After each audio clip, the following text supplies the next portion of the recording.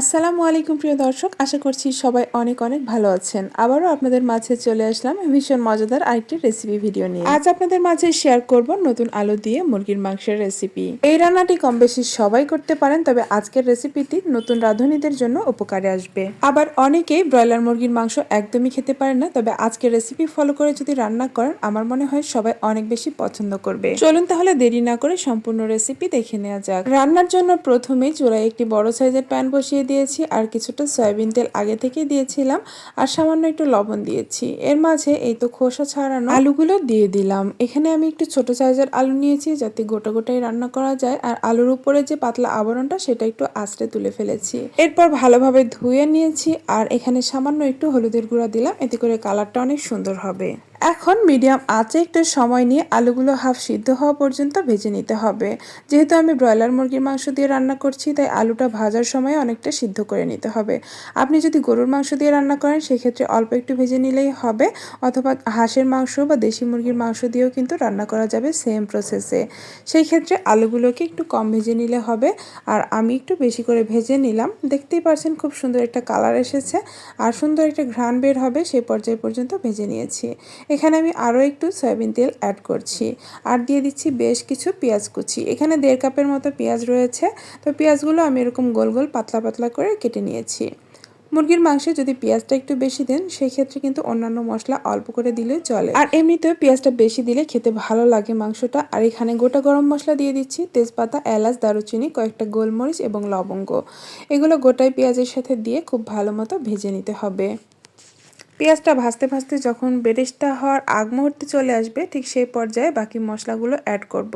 একদম বেরেস্তা করে ভাজবেন না, আবার একদম সাদাও রাখবেন না, একটু লাল লাল হয়ে আসবে তখন মশলা অ্যাড করতে হবে। 2 চা চামচ আদা এবং রসুন বাটা দিয়ে দিচ্ছি, আর এখানে দিয়ে দিচ্ছি স্বাদমতো লবণ। আমি এখানে 2 চা চামচ লবণ দিয়ে দিচ্ছি, 1 চা চামচ দিয়ে দিচ্ছি হলুদের গুঁড়া, আর 1.5 চা চামচ অর্থাৎ এখানে উঁচু করে দিয়েছি লাল মরিচের গুঁড়া, 1 চা চামচ ধনিয়া গুঁড়া, 1 চা চামচ জিরা গুঁড়া। এগুলো একটু ভর্তি করে করে দিয়েছি, 1 চা চামচের বেশি করেই হবে।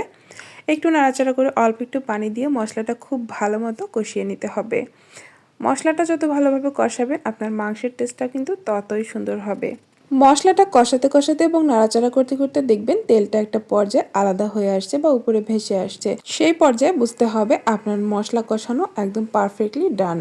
এখন আমি এখানে দিয়ে দিব মুরগির মাংস। এখানে 1 কেজি পরিমাণ মুরগির মাংস রয়েছে, ভালো মতো ধুয়ে পানিটা ঝরিয়ে নিয়েছি, একদম শুকনো করে নিয়েছি।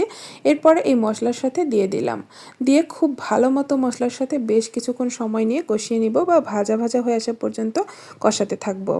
মুরগির মাংস মশলার সাথে যত বেশি কষানো যায় তত বেশি ভালো লাগে। গরুর মাংসের ক্ষেত্রে এত বেশি কষানোর প্রয়োজন হয় না, আর মাখিয়ে রান্না করলে গরুর মাংস বেশি ভালো লাগে, তবে মুরগির মাংসটা একটু কষিয়ে রান্না করলে বেশি মজার হয়ে যায়। এই পর্যায়ে মুরগির মাংসটা যখন কষানো হয়ে এসেছে কিছুটা, তখন এখানে ভেজে রাখা আলুগুলোকে দিয়ে দিচ্ছি। যেহেতু আমি ব্রয়লার চিকেন রান্না করছি সেহেতু আলুগুলোকে প্রথম দিকেই অ্যাড করে দিতে হবে, তা না হলে আলুগুলো সিদ্ধ হবে না, মাংস সিদ্ধ হয়ে যাবে।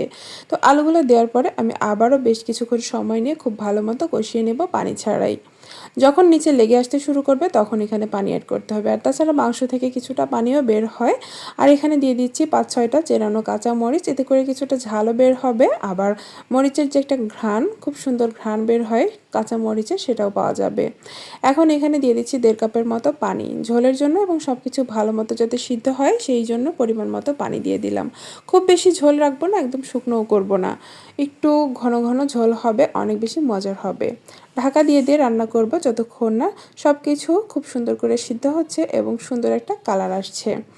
দেখতে পাচ্ছেন এখন ঢাকনাটা উঠিয়ে একটু উল্টে পাল্টে দিচ্ছি হালকা করে, আর এই পর্যায়ে একটা মশলা রেডি করে নিচ্ছি। গোটা ধনিয়া এবং গোটা জিরা আলাদা একটা প্যানের মধ্যে আমি ভেজে নিচ্ছি, সমপরিমাণ দিয়েছি দুটোই। এখন ভেজে একদম মুচমুচে করে নিব, সুন্দর একটা ঘ্রাণ বের হবে, একদম ভাজা ভাজা করে নিব এগুলোকে শুকনো শুকনো। আর এগুলো ভাজা হয়ে গেলে গ্রাইন্ডারে গুঁড়ো করে নিব। আর এই মশলাটা মুরগির মাংস রান্নার শেষের দিকে অ্যাড করলে কালার, ঘ্রাণ এবং স্বাদ সব কিছু কিন্তু পরিবর্তন হয়ে যাবে, আর খেতে অনেক বেশি মজার হবে। আপনারা যারা ব্রয়লার মুরগি খেতে পারেন না এই মশলাটা অবশ্যই একটু বেশি করে অ্যাড করবেন রান্নার শেষের দিকে, দেখবেন খেতে অনেক বেশি মজার হবে, কোনো এক্সট্রা গন্ধও থাকবে না, আর এই মশলার ঘ্রাণেই কিন্তু মুরগির মাংসটা খেতে ভালো লাগবে। এই পর্যায়ে 1.5 চা চামচ পরিমাণ দিয়ে দিলাম মশলাটা। এরপর একটু আলতোভাবে নেড়েচেড়ে ঢাকা দিয়ে 1 মিনিটের মতো আস্তে জালে রান্না করব। এরপর চুলাটা অফ করে রেখে দিব। তো এরপরে আমি পরিবেশন করে আপনাদেরকে দেখিয়ে দিব।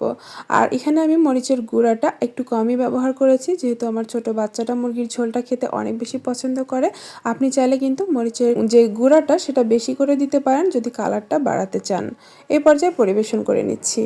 মুরগির মাংসের এই ঝোলটা খেতে কিন্তু অসম্ভব মজার হয়েছিল। আপনারা যারা কখনো এভাবে খাননি অবশ্যই একবার ট্রাই করে দেখবেন।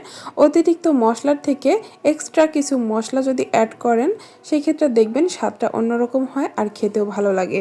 আজকের রান্নাটি একদম রেডি। আপনাদের কাছে কেমন লাগলো আজকের ভিডিওটি অবশ্যই কমেন্টস করে জানাবেন। যদি ভালো লেগে থাকে প্লিজ একটি লাইক দিয়ে চ্যানেল সাবস্ক্রাইব করবেন।